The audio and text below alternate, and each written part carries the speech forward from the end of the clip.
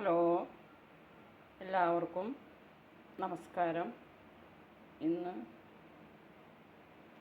ഒരു മെഴുക്ക് പറ്റിയാണ്, ഗോവയ്ക്കും ക്യാരറ്റും ഉപയോഗിച്ചിട്ടൊരു മെഴുക്ക് പറ്റിയാണ് തയ്യാറാക്കുന്നത്.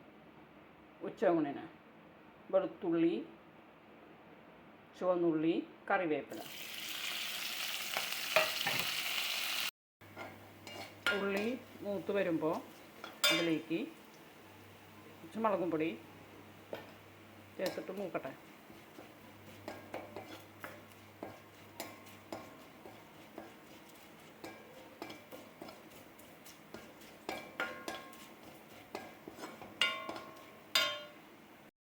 മുളക് മൂത്ത് വന്നിട്ടുണ്ട്. അപ്പോൾ ഇനി അതിലേക്ക് അരിഞ്ഞ് വെച്ചിരിക്കുന്ന ഗോവയ്ക്കും ക്യാരറ്റും ചേർക്കാം. ആവശ്യത്തിന് ഉപ്പ്,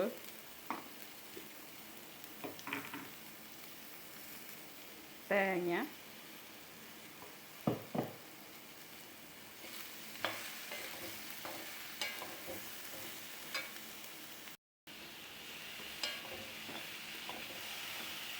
ആവശ്യത്തിന് ഉപ്പും തേങ്ങ ഇട്ട് അതിലേക്ക് കുറച്ച് വെള്ളം. തേങ്ങ ഒന്ന് ഒതുക്കിയെടുത്തിട്ട് ആ മിക്സിയിൽ ഒഴിച്ച വെള്ളമാണ് കേട്ടോ, അതാണ് ഈ കളറ്.